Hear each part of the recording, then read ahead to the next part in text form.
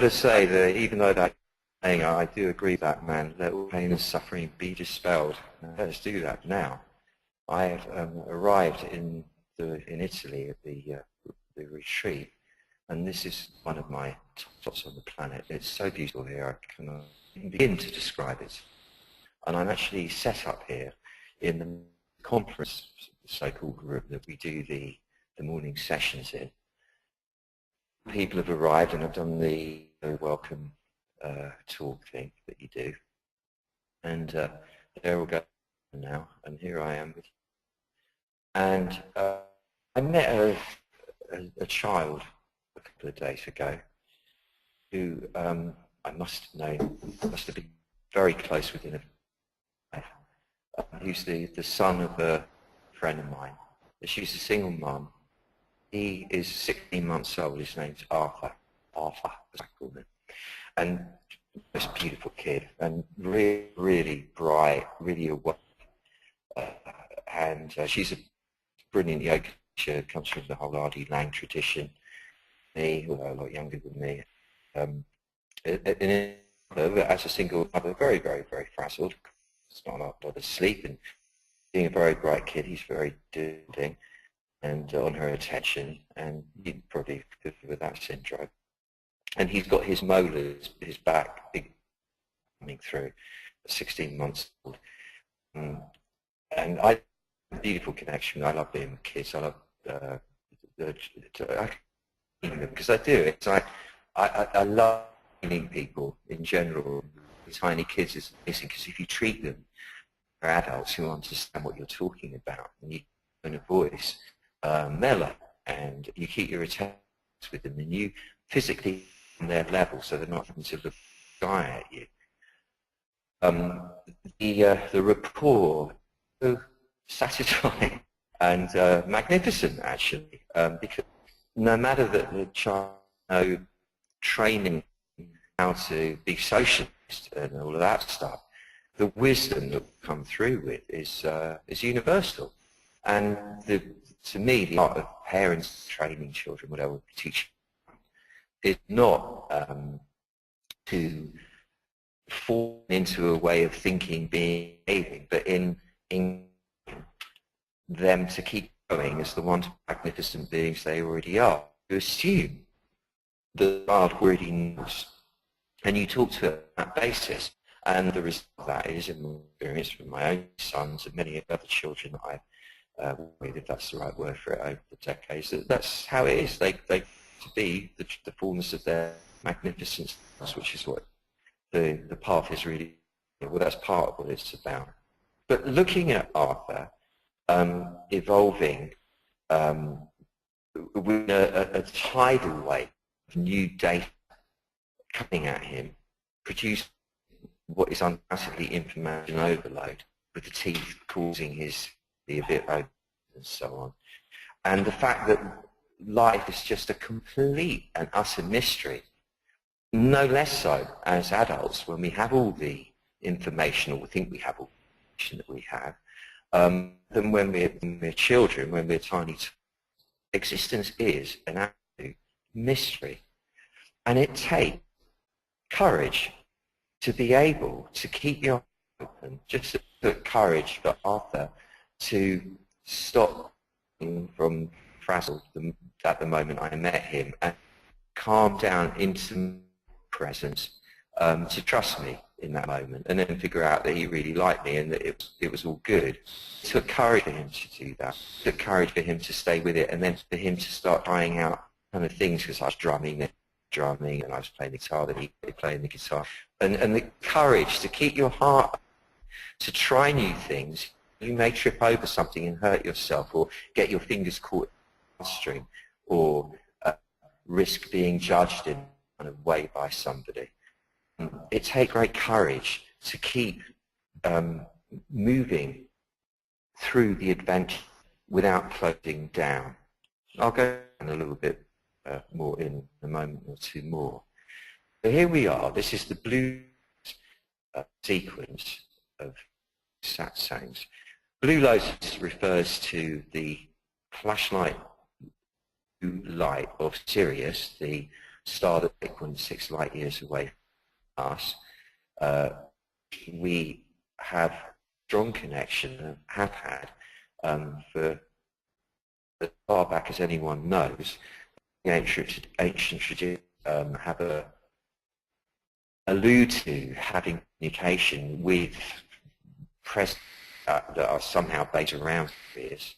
The Egyptian Sirius as Isis, for example,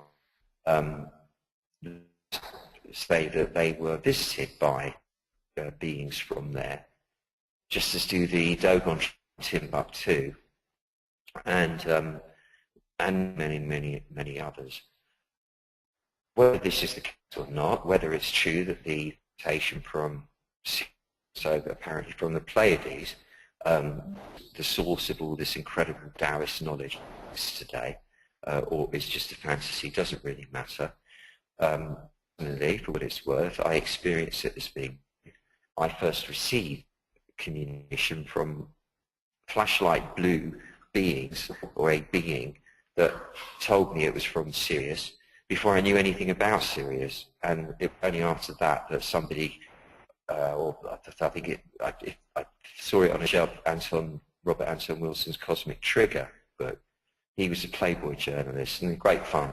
I met him. He was a really fun guy. He investigated the whole phenomenon of Sirius, and I won't go into all of that now because it's not totally relevant to this. But he said in this book, just after I'd had this experience, that this was in the late 70s, early 80s, that people had been reporting spontaneous reception of transmissions, what they perceived as blue light beings from Sirius, in large numbers, specifically speaking. So this was something that was going on, it seemed. Anyhow, then it turns out that the Taoists have different lines of techniques, and one of them is the channeling the blue light of Sirius, this flashlight light, into yourself for healing purposes. And of course applies to all aspects of existence, not just the mental, not just the emotional, include all external as well, you know, the financial, the social, the professional, the personal, all of that stuff. Healing is to make whole. It means actually to return phenomenon to its original state, wholeness. It has already always been whole.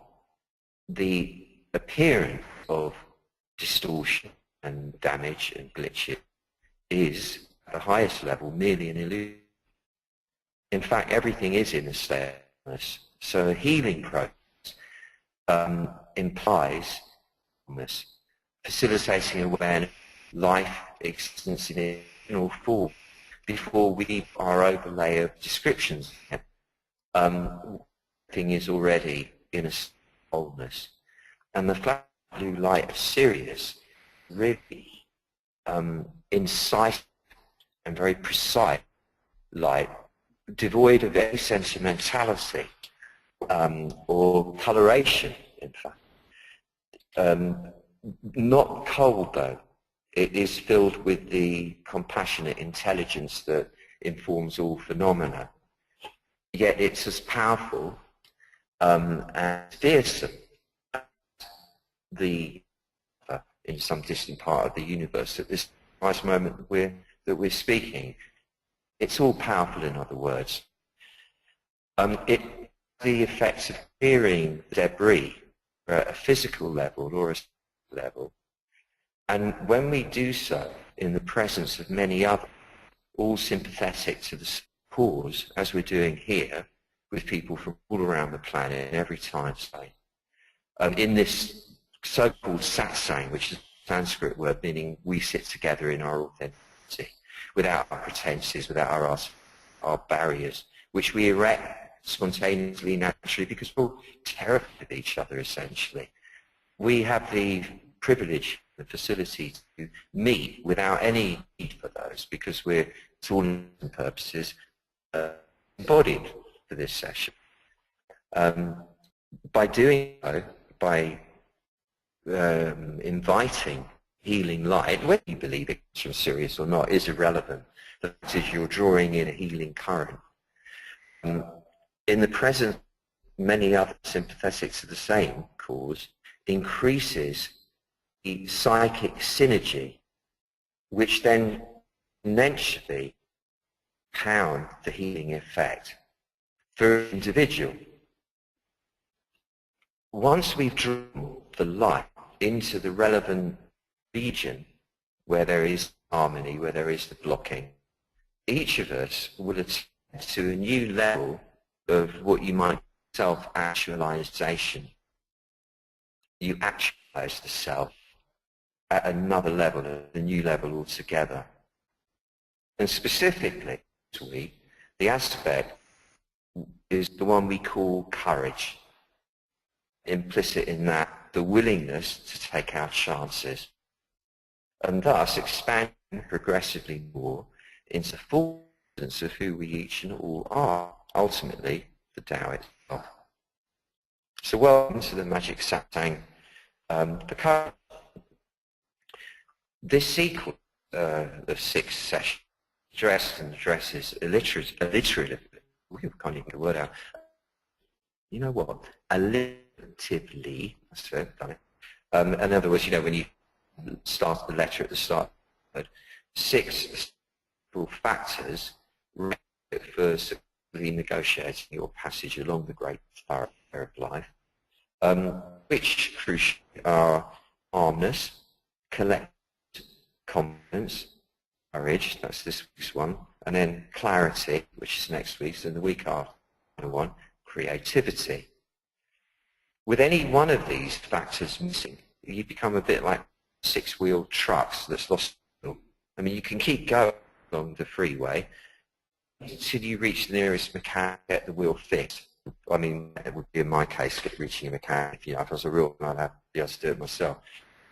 Courage implies an open-hearted willingness to embrace nature as it presents itself, to take the chances necessary to grow wiser, to grow richer, and more wonderful in all ways. The external conditions of your life, the way you act out, the way things act upon you, the way people are around you, the way the situation is, and so on, will then spontaneously into a totally different configuration to mirror that. So the outside works as a mirror, reflects what's going on inside. This is all about mastering your life from the inside out, rather than trying to master it externally.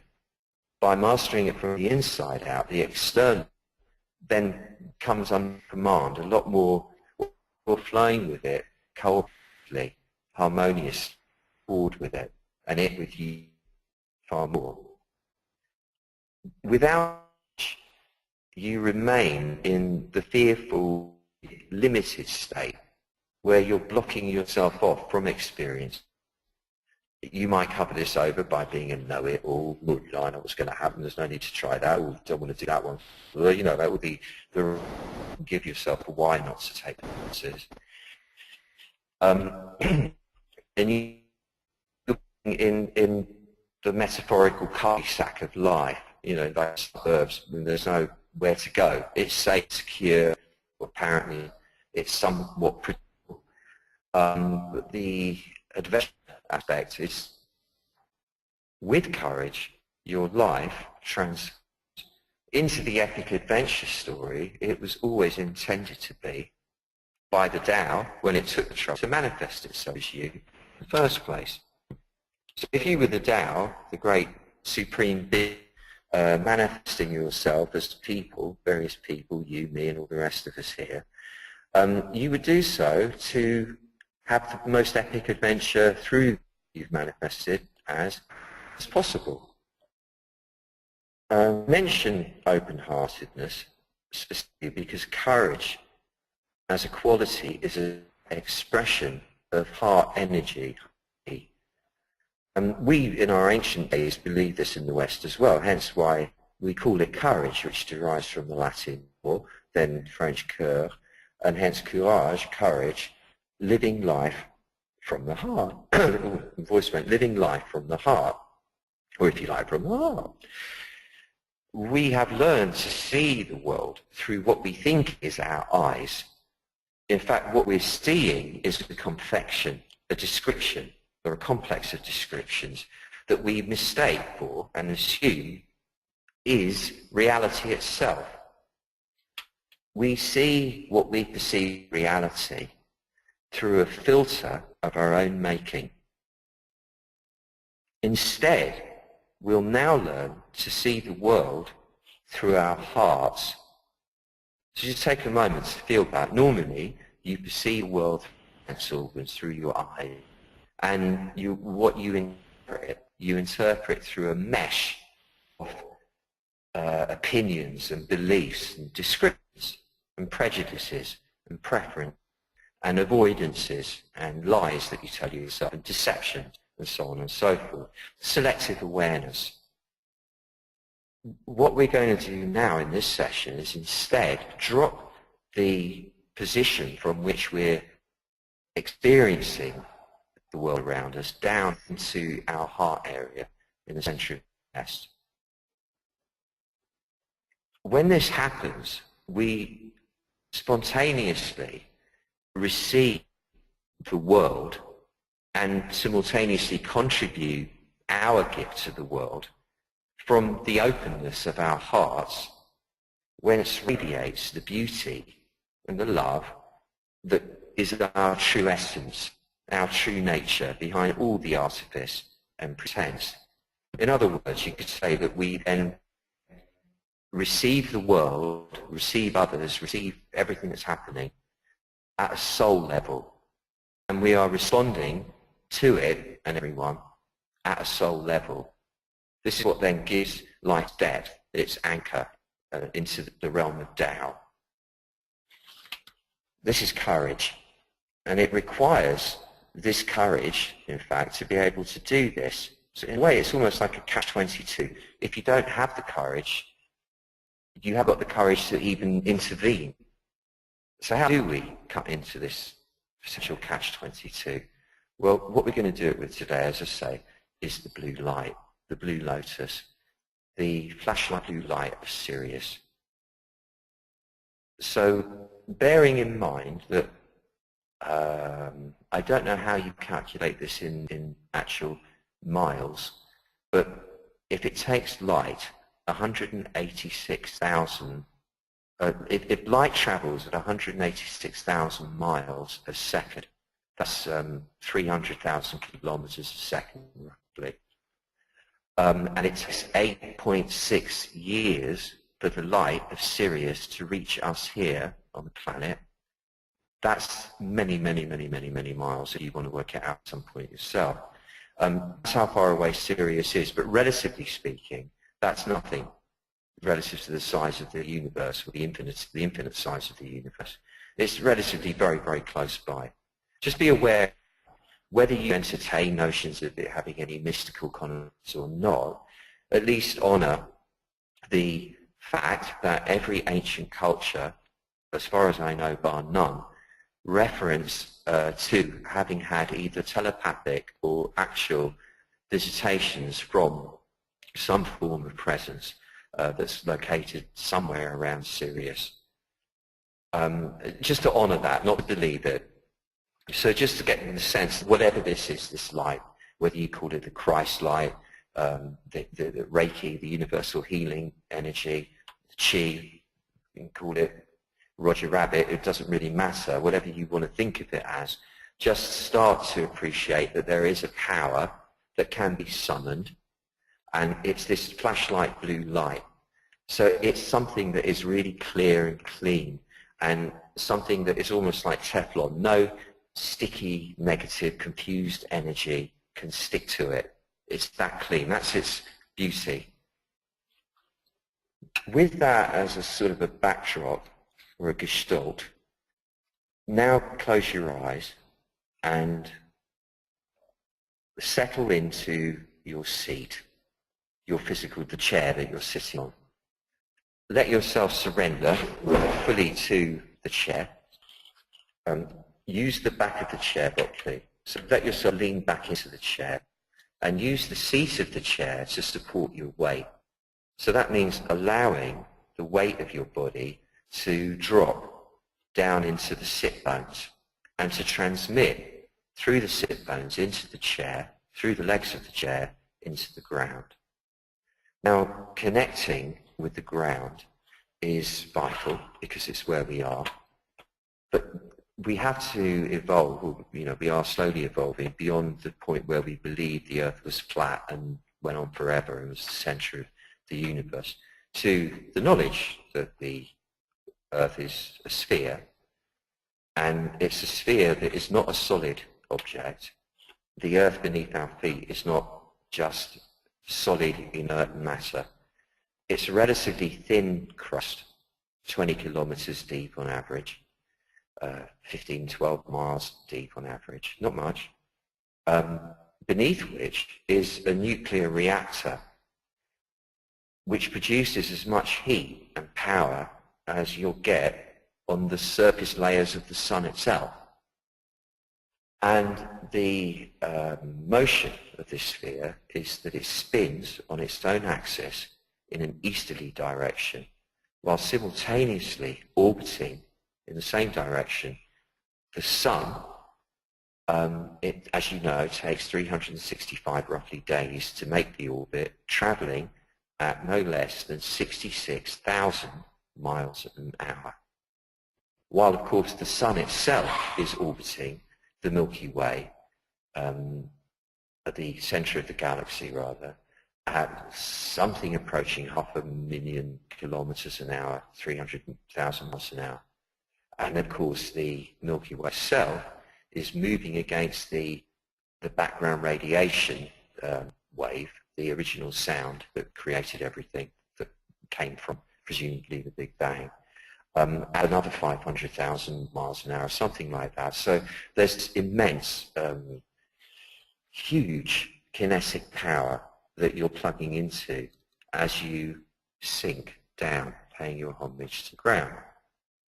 However, to avoid slumping, because it's important to have the spine as elongated as possible, as the spine is your antenna. It's the antenna that receives via the subconscious, which is an area physically that sits beneath the center of the brain, right up there at the top of the upper brain stem, according to the Taoist schema. Receives all the information that is happening, that exists throughout time and throughout space, i.e. all the way to before any of this happened, till all the way after it, until after it is all happened. Everything that's happening now, not just on the other side of this planet, but throughout the universe, all the information that's happening is being received by your subconscious right now. The reason you don't know that is because your conscious mind serves as a filter that filters down the information to what you can manage. For the purposes of a powerful meditation, the antenna, the spine, needs to be at optimal, positioned optimally.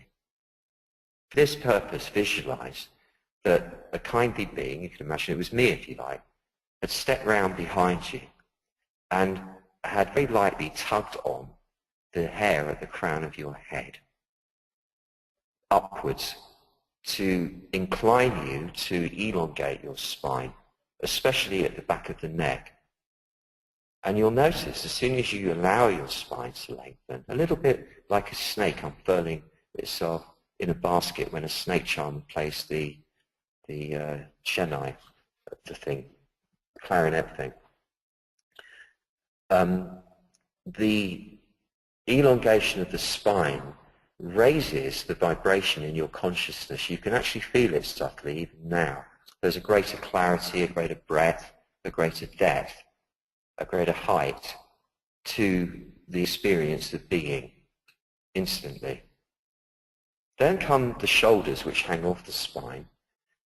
The shoulders are often found slightly raised in a contracted state, unconsciously to protect the head from danger.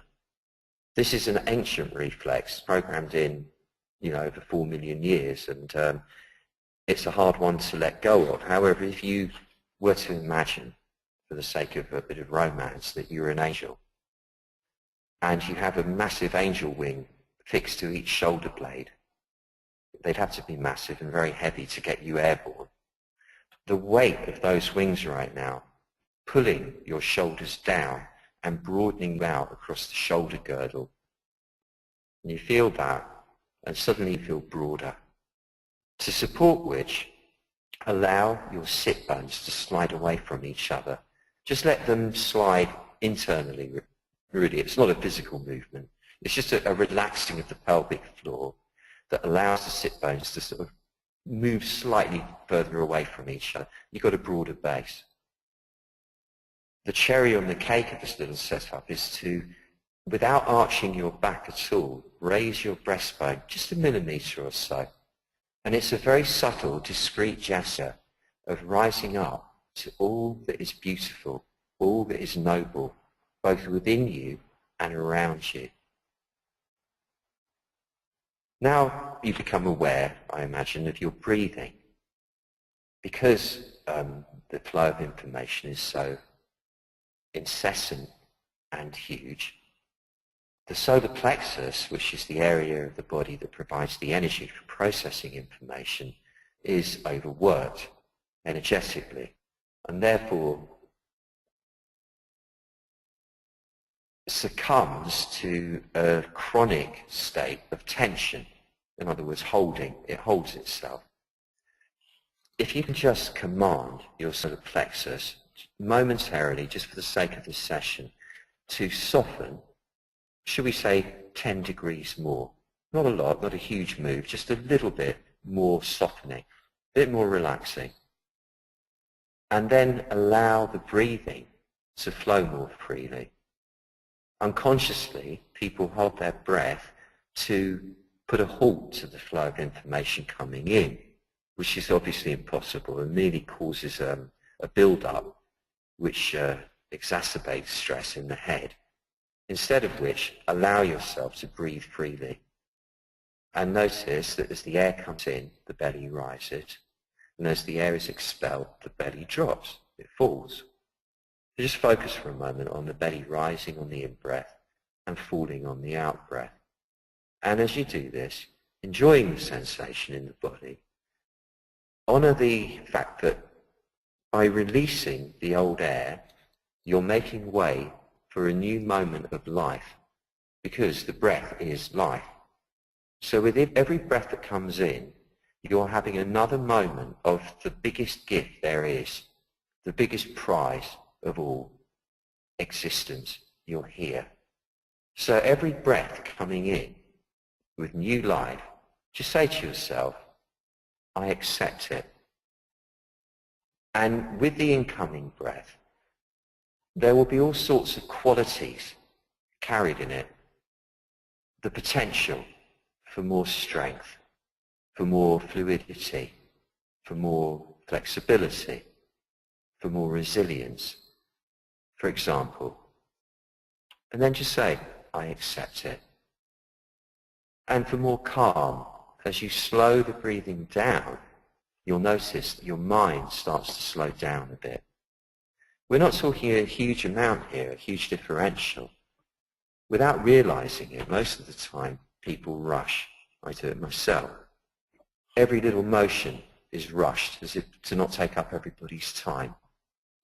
If we just slow it down a tiny bit, even in that tiny differential, we'll give ourselves far more space to perform every action more elegantly, more effectively, more efficiently. And it's the same with the mind. Slowing the breath down a little bit allows the mind to slow down just enough so that it stops being frazzled. And now comes the option of which part of the body you would like to situate yourself in. You have, if you were wearing a shirt, you would have side seams. Everywhere forwards of the side seams is the front of your body. Everywhere rearwards of the side seams is the back of your body. Depending on which part you sit in, is the feeling, the experience you have of you is predicated on which part of the body you situate yourself.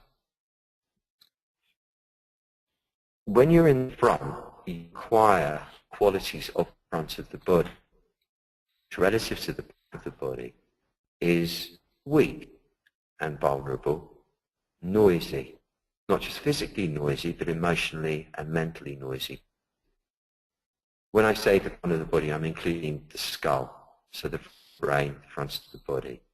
Most people spend most of their time front because it gives to the act that you're perceiving going on around you, so you instinctively are drawn towards it. Very few people know the trick of sitting in the back instead, but when you do sit in your back instead, you acquire the quality of the back, which are stillness, strength, and silence. There's no noise in the back. The back is strong, is supported. The spine itself is the main strut of the whole system. It's relatively invulnerable, and it's still. So as you sit in your back, you acquire instantly those qualities.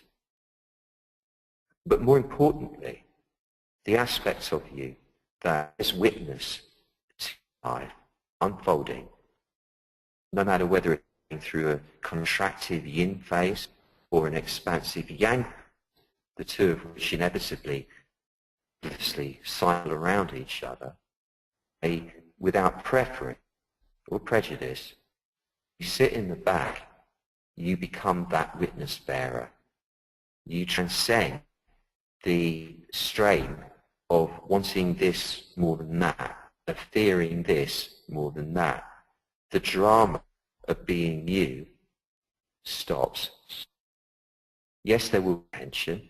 Yes, there will be conflict in the front of the body. But you are no longer tense. You are no longer conflicted. There just is some tension. There just is some conflict.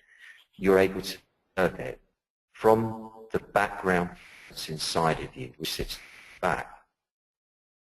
Importantly, even than that, is this presence is the same presence that sits at the subatomic level and informs the entirety of existence as well as existence, the Tao. So the more you learn to sink backwards and stay back, the more you start to feel, rather than just imagine, your true identity is actually the Tao. In this state, you're able to be in command of the experience of being you, rather than the concocted version of you being in command of your experience. So the dog is no longer wagging, the tail is no longer wagging the dog. In this state, in your own way, invite the flashlight blue light, whether you believe it's from Sirius or wherever it might be, even if you don't believe it, but just want to use it as a metaphor. Invite the flashlight blue, incisive, healing, cleansing light directly into your heart. The light enters through the center of your chest in a very powerful, stoppable stream, concentrated, vividly bright, not blinding, because it's somehow occurring in a different dimension. Not cold, nor hot, somehow transcendent of temperature. And as it enters the heart area, it's cleansing of all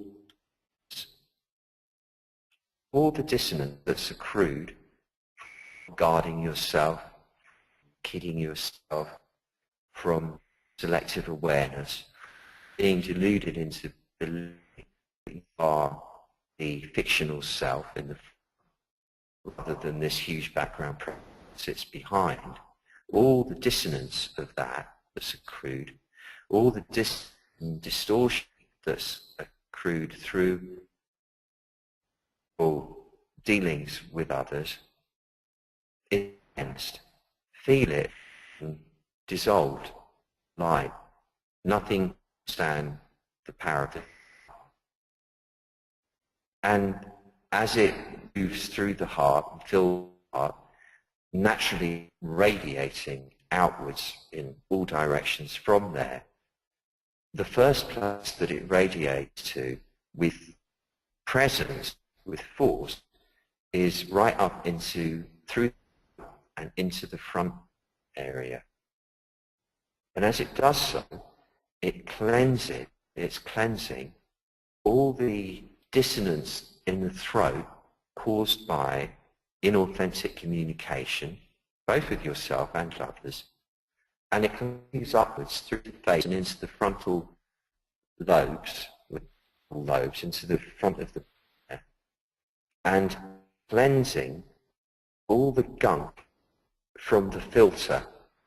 If your conscious mind, the brain area, serves as a filter that filters down the infinite information that you're privy to, in that fits description, just a washing machine has a filter. It's cleaning, the gunk is up.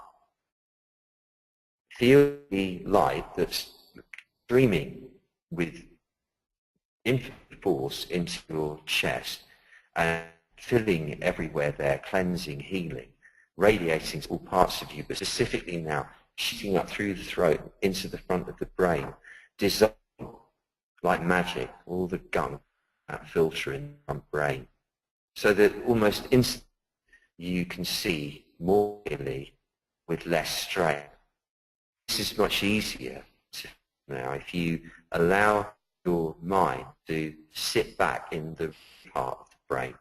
So it leans its back up against the rear wall of the skull, a bit like a little Buddha with your face leaning back to the rear wall of a sacred castle somewhere high up in the mountain,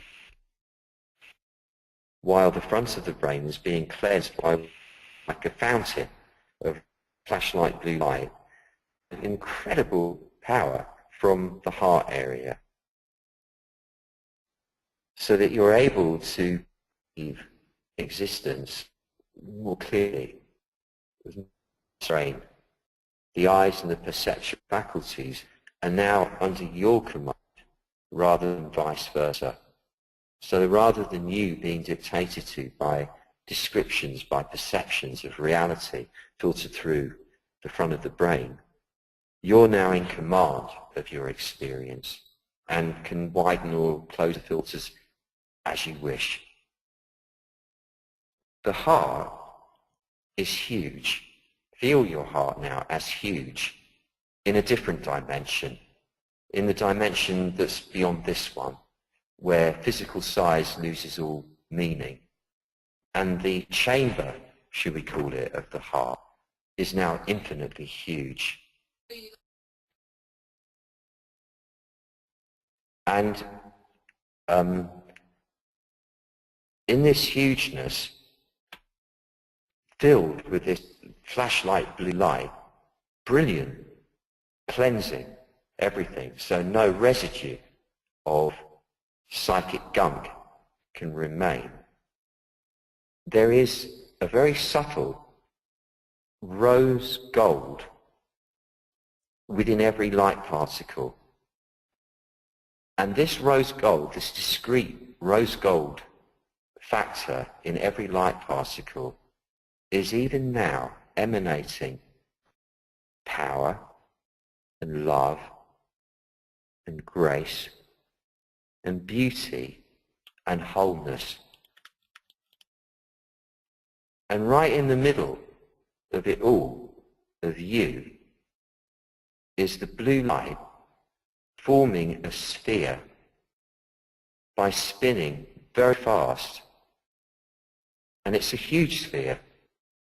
The sphere is spinning in a clockwise direction on its own axis, incredibly fast, at the speed of light, 300,000 kilometers a second.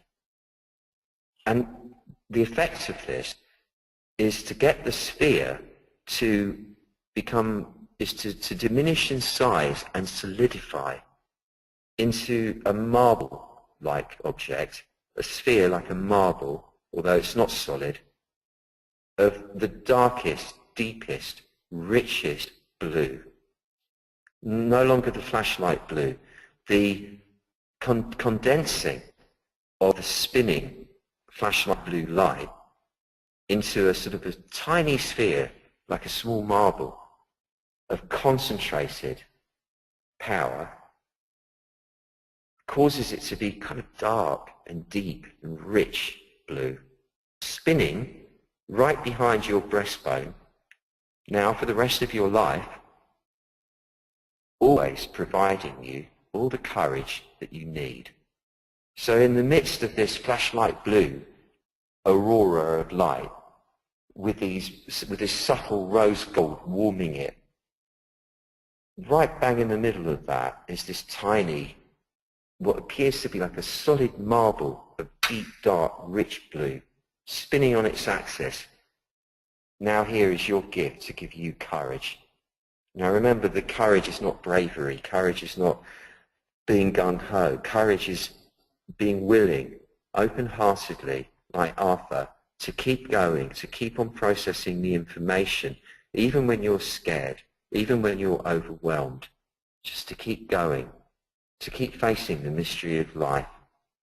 And this tiny sphere now, embedded behind your breastbone, a spin for eternity, will provide you access to all the courage that you need forevermore. Now, from the back of you, sitting way back inside, accommodating this entire experience, see yourself, picture yourself, visualize yourself, imagine yourself, full of courage now. This beautiful, quiet, inner courage, moving through your day's business, taking chances without caring about getting it wrong, without caring about getting it right. Just delighted to be alive. Picture yourself like that. I mean, you don't know what the week ahead is going to be like, but you can kind of symbolize it. Picture yourself walking through the week ahead, filled with this beautiful, deep, subtle, but all-powerful courage, this heart energy, moving from the heart through your day, or through your days, taking chances without caring about getting it wrong, without caring about getting it right. You're just delighted to be alive. The greatest gift of all, you're alive, and you're loving it. See yourself loving it from the depths of you. And see yourself loving the Tao informing it, the deepest aspects of you that's informing all of this. See yourself loving that. See yourself at one with that, moving together with it, as it were. And in that love, see yourself knowing with every cell in your body that all is well. Nothing is a lack, and all will be well. See yourself, don't believe this, don't believe it, don't convince yourself of it, merely see it like you could see in your imagination a blue elephant with green spots. Why we use elephants as the example of that, I have no idea. You can see that though, a blue elephant with green spots. You don't believe it, but you see it. It's exactly the same with this. Don't believe it, just see it. See yourself walking through your life over the next week with absolute, unshakable, quiet, beautiful courage, taking chances without caring about getting it wrong or right, just delighted to be alive, loving it, loving the Tao informing it, and in that love, knowing that all is well and all will be well, and knowing that all of this is but an illusion. It's a dream over relatively speaking, in a flash. So really, is nothing to be afraid of or stressed about. See yourself knowing that. See yourself as that person that knows that all of this is but an illusion, a dream, passing by in a flash. And hence there's nothing to actually be afraid of or to get stressed about. See yourself as that person who knows that everything works out and that life is so elegant when you let it be.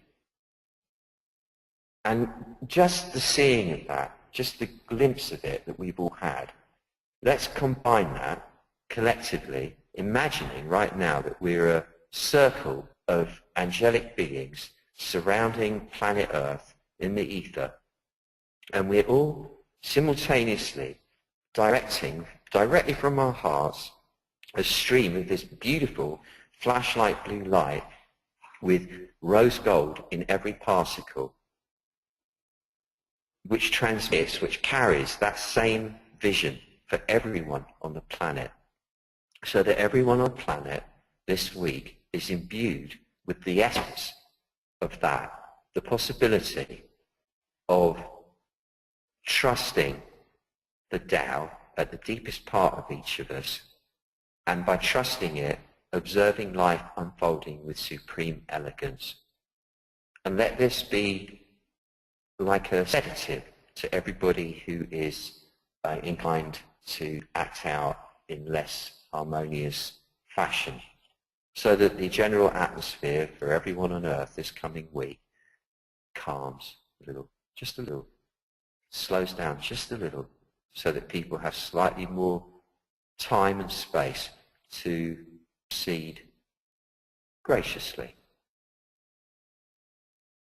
And just say to yourself, for all the goodness that you've touched right now here in the presence of everyone, I accept it. Say it, I accept it. And in your own time, this is the time to start wriggling your toes, wriggling your nose, opening your eyes, coming back into this beautiful illusion that we call the everyday world, just in time for some questions, for which I hand us over into the capable hands of producer Sue. Hello. Mm-hmm. There was a moment there where I heard your voice came through, and I thought, oh, am I not coming through or something? But then I just carried on with courage instead. Yeah, we have had a few problems with your sound actually, Stephen. I think your Wi-Fi's dropping slightly. It got better, but you were dropping out a lot at the start. Well, this is an Italian phenomenon, I'm afraid. Compared to how it was here last time, this is a quantum improvement. It's the best I can do. Forgive me, everyone. Yeah. Okay. Right. So, we've got a couple of questions submitted. But I tell you what I would like to do. I would like to ask everybody, did you enjoy that? Did it get you there, despite the fact that the sound was a bit dodgy? Were you able to go somewhere with that? I'd like some answers on that. That's my question. A couple of comments had come in actually, Stephen, while I was talking then. Malkit said, "Hi Stephen, beautiful satsang, although the sound was somewhat intermittent." And Maureen said, "What a beautiful activation, this powerful deep blue sphere, a wonderful touchstone. Also found..." Thank you, good. "Also found myself holding Sea of Tranquility point, deepened the feeling even more." And that was Maureen. Sieglinde said, "Yes, all good." Bernard, "Yes, it was great, thanks." And Elizabeth, "Yes, fine." Thank you. And Teresa, "Yes, it was brilliant, Stephen. I felt it deeply, thank you." Oh, good one. Bless you. Okay, on to those questions that were pre-submitted. The first one's from David. What to do if your desires, abundance for example, seem to conflict with your destiny? Thank you, these sessions are the best. Thanks, David. Well, that's quite a question, isn't it? The desire for abundance, I think it's the desire part that's interesting in that. If there's an acceptance of abundance, i.e. that what you have with you right now, you have a gift. The biggest gift of all is we're here. This is it. That's the big one. Anything beyond that is just dressing. So to attune to the abundance of life that you're experiencing, and it is, I mean, without the life itself, there isn't all the money in the world means nothing. So the big gift is already that you've already got it. So that acceptance of, I have this abundance of life right now, and I accept more of the things that I need as well. I accept them. This is the idea of accepting it. It's very powerful. It's come to me recently. Everything that we do magically, so to speak, this Wu way, when you have a determination, like, okay, David, you're thinking, I'm now ready, this is what I'm perceiving, you're really saying, I'm now ready to receive more. There's a lot of fear comes up then of like, oh, I don't know if my magic's powerful enough, I don't know if I'm worthy, I don't know if I should be doing this, maybe my destiny, as you're putting it there, is for me not to do that. However, if by saying, I accept it, if you just say, I accept it, it takes all the heat out of it, all the fizz, and it just becomes something you accept. Because you've accepted already that you have the abundance, there's nothing can go wrong, whether more comes or doesn't come. But what I'm finding is, the more I'm able to say, yes, I accept it, the more things are seeming to fall into place on that level. And destiny is a mystery, will be so. It seems that there is a dance we do with the angel of destiny, so to speak. Some form of cooperation. We have to rise up and play the game with destiny. I believe we were always going to rise up and play the game with destiny, yet we still had to make the choice. So it's one of those bizarre and resolvable paradoxes. And the chances are that your destiny right now has always been that at this moment you were going to hear this and possibly it was going to resonate with you. And so that from now on, if you just start to say, I accept it, this extra abundance that I'm asking for now, I think you'll find that destiny, this was the moment destiny was going to change to bring you more abundance. That's my magic spell for you, David. Emma says, hello everyone, second time with the blue flashlight and so clear, thanks. I always feel a bit sparkly and twitchy as it moves through, but in a good way. Finger in the plug socket, but yummy. Thanks. Pleasure. Emma, actually one thing that you made me think of that I didn't go into this time, this is something I did at that super healing night that I did in Bath a few weeks ago. When I'm channeling the blue light into myself, and this is what you're to do when you do it as a specific healing process, and I didn't mention this today, I don't know why, you allow it to do us, yeah, if you ever look at fractals unfolding on a computer screen, that's exactly how the blue light moves through the areas of the body. And it's like a tiny microscopic gyratory, undulating, spinning, spiraling motion that's impossible to actually put in words. And micro movement, as it was called by Emily Conrad Dowd, the great dancer, who started off a whole movement around it. Excuse the pun. And so when you draw the light into any area of the body, allow it to do that kind of twisty-turny, wibbly-wobbly, gyratory, undulating, spiraling, spinning dance that it wants to do around every cell. And that's what causes the healing to happen. And it is powerful. It's really powerful. It doesn't have to be done. The reason I didn't mention it before really was because there's no need to go into micro level like that. But when you're in the mood and you've got the energy to focus on it, it really is very powerful to channel the light in that way. M's reply to you, haha, yes, fractals or crystals is just it. It does swerve off a bit. Brilliant, thanks. Nice, good. Okay, at the moment we don't have any more questions other than this one, which was pre-submitted by Francesca. Hi Doc, do you have any suggestions for overcoming allergy symptoms? I'm allergic to cats. Thank you, dear Doc. Yeah, you know, it's an interesting one, that, because I used to be as well. In fact, sometimes still am a little bit. And when I went to live in Ibiza, and I was living in the forest, I was going to say inherited, but I kind of was made friends with by 5 wild cats who were really, really beautiful, beautiful animals. Ibiza is the island of cats. And I'd never really got into cats. I'd always been into dogs. I don't know why we have to go one or the other. I don't anymore at all. But this was where I learned about the amazingness of cats, and since which time I've been a great admirer and friend of cats everywhere. I just learned so much from them. They're just incredibly brilliant. And what I noticed is that opening up to them, not resisting them at the deepest level, the allergy fell away of itself.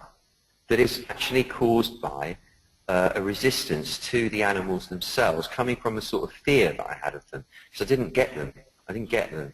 As soon as I got them and got who they were, and they became my allies, so to speak, the feline world became I was in alliance with it, the allergies fell away. I still get little moments of it, but I know what it is, and as soon as I know what it is, it stops.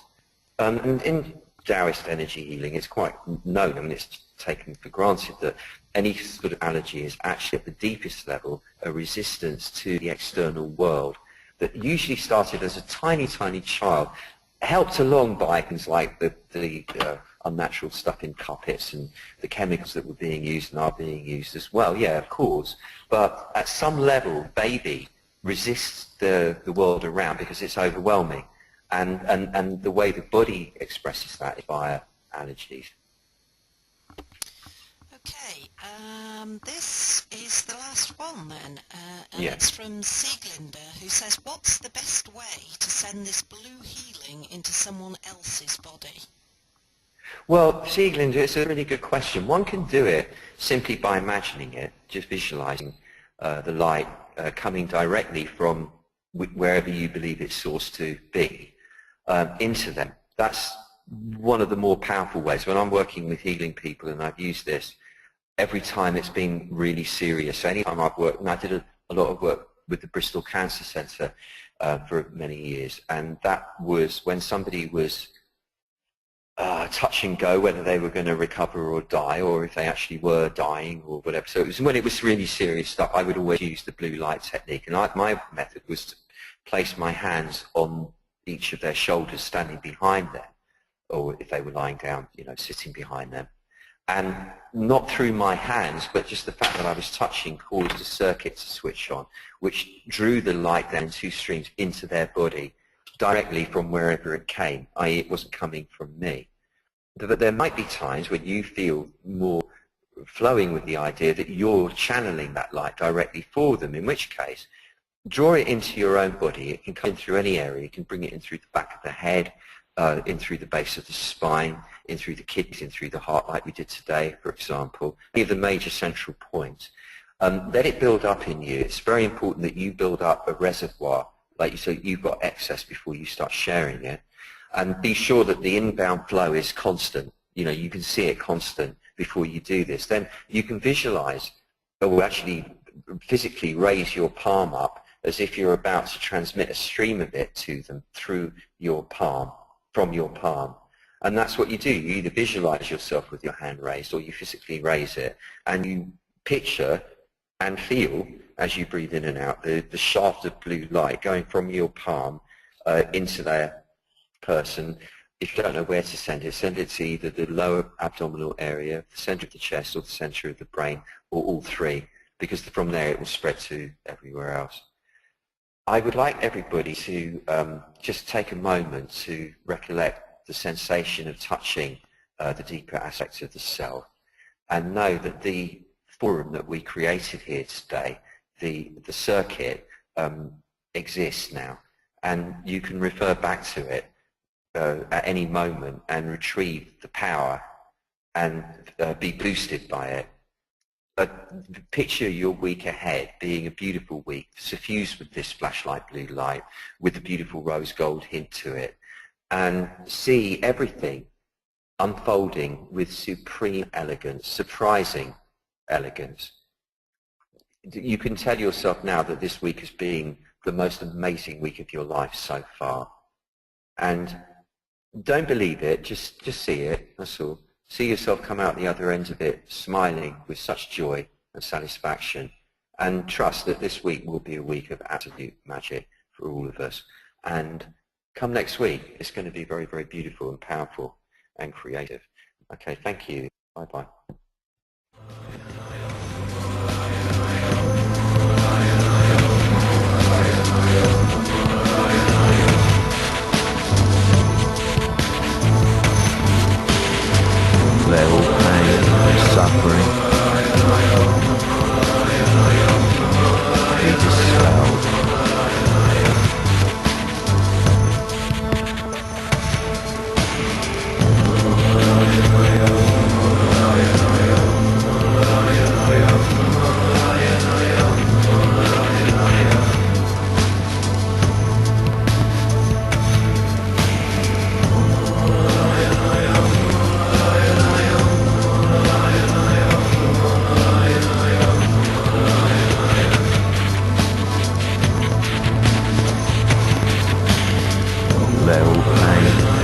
offering.